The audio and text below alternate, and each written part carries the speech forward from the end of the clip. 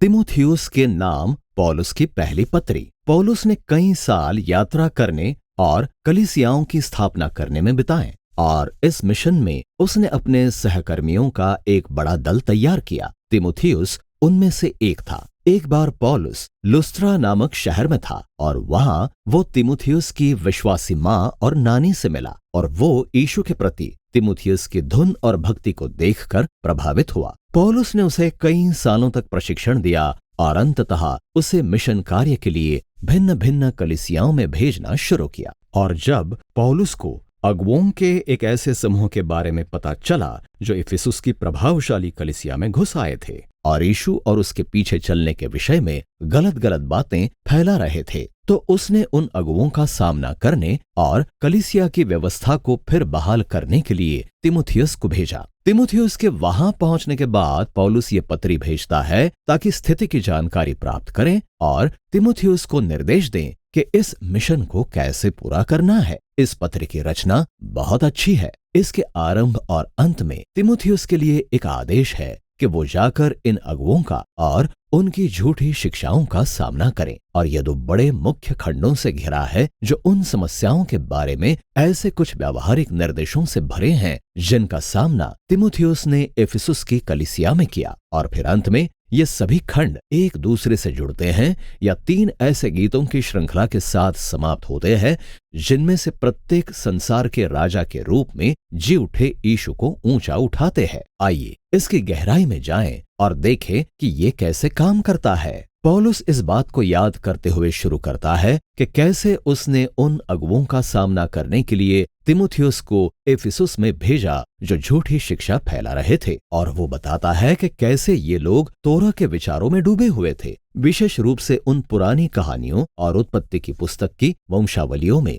और जैसा कि हम देखेंगे, उन्होंने भोजन, विवाह और यौन क्रिया के विषय में हर प्रकार की ऐसी बुरी शिक्षाओं को विकसित कर लिया था जो यीशु और प्रेरितों की शिक्षाओं से मेल नहीं खाती थी। वो इनमें से कुछ लोगों के नाम भी लेता है, सिकंदर और हुमेनेयुस, और वो बताता है कि कैसे उनकी शिक्षा ने कलीसिया में फूट डाल दी है और उसमें विवाद उत्पन्न कर दिया है। पौलुस कहता है यही सबसे पहला स्पष्ट चिन्ह है कि उनकी शिक्षाएं भ्रष्ट है। जब खरी मसीही शिक्षा दी जाती है तो वो यीशु के मार्ग के प्रति विश्वास योग्य होती है और इसका परिणाम प्रेम और सच्चा विश्वास होता है। वो कहता है कि तोरा का उद्देश्य किसी भी प्रकार से अनुमान लगाने को बढ़ावा देना नहीं है, इसके बजाय इसका उद्देश्य मानवीय दशा की सच्चाई को प्रकट करना है, जैसा कि उसने पौलुस के जीवन में किया था। तोरा के विषय में सही शिक्षा उस मसीहा में प्रकट परमेश्वर के अनुग्रह को देखने में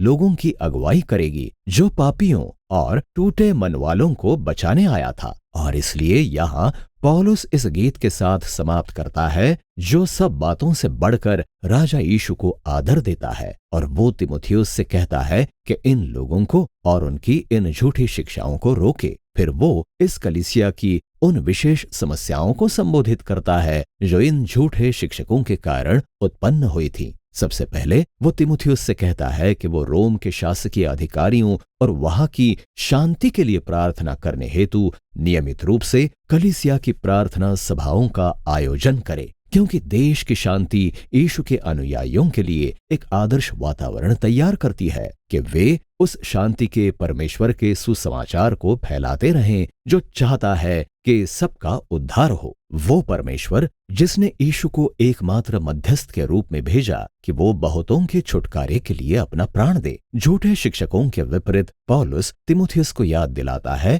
कि परमेश्वर सारे जगत को बचाना चाहता है और प्रार्थना ही इस बात को उनके मन के विचारों में सबसे आगे रखेगी। इसके बाद पौलुस उन स्त्री और पुरुषों की समस्याओं को संबोधित करता है जो इफिसुस में इन भ्रष्ट अगुओं से प्रभावित हो रहे हैं। अतः वो पहले ऐसे लोगों को चुप कराता है जो इन शिक्षकों द्वारा शुरू किए गए कटु धार्मिक विवादों के प्रति आकर्षित हो रहे थे। वो कहता है कि इन लोगों को सीखना चाहिए कि कैसे प्रार्थना करें। उसके बाद वह कलीसिया की उन अमीर महिलाओं को संबोधित करता है जो रविवार की प्रार्थना सभा को फैशन शो समझ रही थीं। उनका पहनावा इतना महंगा होता था कि उनके कारण अधिकतर लोग अपने आप को हीन समझते थे क्योंकि वे इतने महंगे वस्त्र नहीं खरीद सकते थे। केवल इतना ही नहीं, उनमें से कुछ स्त्रियां तो कलीसिया के अगुवाई के पद को भी हथियाना चाहती थीं और वे दूसरों को उन झूठे शिक्षकों की बुरी शिक्षाएं सिखा रही थीं। इसलिए पौलुस ऐसी स्त्रियों को चुप कराता है। वो कहता है कि वे कलीसिया में ना तो उपदेश दें और ना अगुवाई करें। और फिर वो उत्पत्ति के अध्याय 3 से आदम और हव्वा तथा सांप की कहानी बताता है। अब ये पौलुस की पत्रियों का वो भाग है, जैसा कि पतरस ने कहा, उसे समझ पाना कठिन है। यहाँ पौलुस के अर्थ के बारे में अलग अलग दृष्टिकोण हैं। कुछ लोग सोचते हैं कि पौलुस यहाँ स्त्रियों को किसी भी कलीसिया में कभी भी पुरुषों को उपदेश देने या उनकी अगुवाई करने से रोक रहा है। और आदम और हव्वा के विषय में उसकी टिप्पणी ये बताती है कि कैसे परमेश्वर ने यह आज्ञा दी कि केवल पुरुष ही कलीसिया के अगुवे होंगे। कुछ ऐसे भी लोग हैं जो सोचते हैं कि पौलुस स्त्रियों को कलीसिया में पुरुषों पर अगुवाई का अधिकार रखने से रोक रहा है। लेकिन शिक्षा प्राप्त करने के बाद स्त्रियां किसी पुरुष अगुवे की अधीनता में अगुवों के रूप में कलीसिया में सिखा सकती हैं और उन्हें सिखाना चाहिए। कुछ ऐसे लोग भी हैं जो ये सोचते हैं कि पौलुस केवल इफिसुस में इन स्त्रियों को रोक रहा है। आदम और हव्वा के बारे में उसकी टिप्पणियां केवल एक तुलना है कि कैसे ये स्त्रियां झूठे शिक्षकों के बहकावे में आ गई थी। आप चाहे जो भी दृष्टिकोण रखें, पौलुस यहाँ स्पष्ट है कि इफिसुस की इन स्त्रियों को तिमुथियुस की अगुवाई के अधीन आना चाहिए और उचित धार्मिक शिक्षा प्राप्त करनी चाहिए। और लक्ष्य ये है कि बढ़ने में उनकी सहायता हो, ताकि एक दिन वे ऐसी उत्तम महिला सेविकाएं बन सकें जिनका उल्लेख पौलुस अपने अन्य पत्रियों में करता है, जैसे फीबे, यूनियास और प्रिस्किल्ला। पौलुस अगुवाई से संबंधित इस संकट पर बात करना जारी रखता है। वो तिमुथियुस से अच्छे पतियों और पिताओं की ऐसी छोटी और मजबूत टीम बनाने को कहता है जो कलीसिया में प्राचीन या अध्यक्षों के रूप में काम करें। ये अच्छे चरित्र वाले और खरे लोग होने चाहिए जो डिकनों की टीम के साथ मिलकर काम करेंगे। डिकन यूनानी शब्द है जिसका अर्थ है सेवक, और ये ऐसे स्त्री और पुरुष हैं जो वास्तव में अगुवाई करते हैं और कलीसिया में सेवाएं करते हैं, तथा उनका भी चरित्र प्राचीनों के जैसा ही होना चाहिए। कुल मिलाकर इन लोगों का अपने परिवारों में अच्छा संबंध होना चाहिए, क्योंकि यही कलीसिया की अगुवाई करने की उनकी योग्यता को प्रकट करेगा, जो कि परमेश्वर का परिवार है। और जीवन की वो शैली भी जिसे वे एक साथ जीते हैं, वो यीशु की कहानी से मेल खाती है। इसका वर्णन अंतिम गीत में किया गया है, जो उसके देह धारण, उसकी मृत्यु, उसके पुनरुत्थान, राजा के रूप में उसके ऊंचे उठाए जाने और फिर उसके नए परिवार के सारे संसार में फैल जाने के विषय में है। तिमुथियुस के लिए पौलुस के निर्देशों का दूसरा भाग फिर से इन बुरे अगुवों के द्वारा उत्पन्न की गई विशेष समस्याओं के बारे में है। इसलिए पहले वो उनकी गलत धार्मिक शिक्षा को सुधारता है। वे लोगों को कुछ विशेष भोजन वस्तुएं खाने से रोक रहे थे, शायद मांस खाने से और विवाह करने से रोक रहे थे। और पौलुस सोचता है कि ये हास्यास्पद है, अतः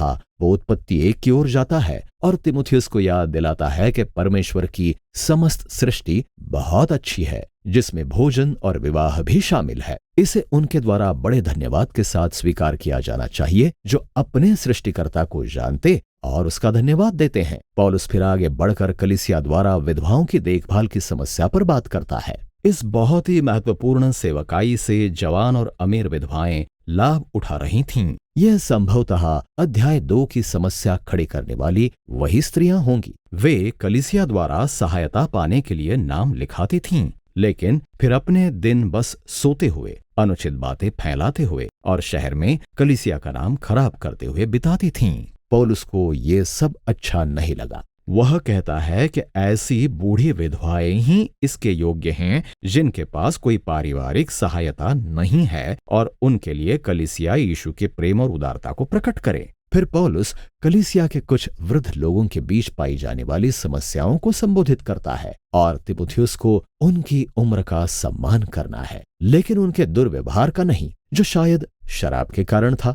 वे इफिसुस में कलीसिया की प्रतिष्ठा को बिगाड़ रहे थे, इसलिए तिमुथियुस को बड़े प्रेम से उनसे बातचीत करनी थी, और यदि वे अगुवाई के पद पर थे तो उन्हें पद से हटाना था। और फिर पौलुस इस दिलचस्प बात को भी कहता है कि इसका अर्थ ये नहीं कि तिमुथियुस स्वयं कभी ना पिए। अपने पेट की बीमारी के कारण उसे रात्रि भोजन के समय एक गिलास दाखरस पी लेना चाहिए। इसके बाद पौलुस मसीही दासों की समस्या को संबोधित करता है। उनमें से कुछ अपने मसीही स्वामियों का अनादर कर रहे थे। हाँ, ये सच है कि सुसमाचार यीशु के अनुयायियों के बीच समानता को लाता है, परंतु पौलुस सोचता है कि ये समानता उचित रीति से लागू की जाए, जिससे कलीसिया के मिशन और उसकी गवाही से कोई समझौता ना करना पड़े। यदि मसीही लोग उन विरोधी दासों का साथ देते हैं तो उनसे समझौता करना पड़ेगा। रोमी घरानों का मसीही परिवर्तन एक सुनियोजित तरीके से होना था ताकि उनके पड़ोसी भी प्रभावित हों और परमेश्वर के परिवार के इस नए दर्शन के द्वारा ठोकर ना खाएं। अंततः पौलुस फिर से तिमुथियुस को यह आज्ञा देते हुए समाप्त करता है कि वो झूठे शिक्षकों का सामना करें। पौलुस यहाँ उनके इन उद्देश्यों को प्रकट करता है कि वे अधिक अनुयायी बनाने के द्वारा बहुत सा धन जमा करते हैं और शिक्षा देने के नाम पर अधिक धन की मांग करते हैं। ये शिक्षक यीशु के साथ और संतुष्टि और सादा जीवन जीने के उसके उपदेश के साथ धोखा कर रहे हैं। इसीलिए पौलुस इफिसुस के धनी मसीहियों से कहता है कि वे भले कामों और उदारता में धनी बने ताकि वे ऐसे लोग बन सकें जो अपना सब कुछ राजा यीशु के हाथ समर्पित करें। और वो वही है जो इस विषय में इस अंतिम गीत को प्रेरित करता है कि कैसे वो सारे राजाओं के ऊपर सच्चा राजा है। पहला तिमुथियुस सचमुच एक महत्वपूर्ण पत्री है। यह हमें कलीसिया के चरित्र और मिशन के एक संपूर्ण दर्शन को समझने में सहायता करती है।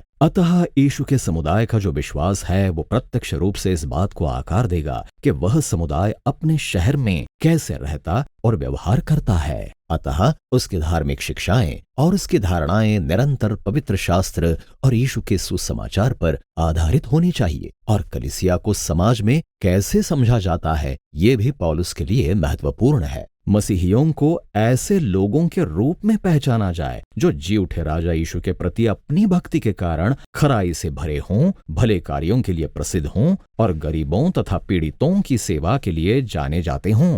पहला तिमुथियुस की पत्री इसी विषय में है।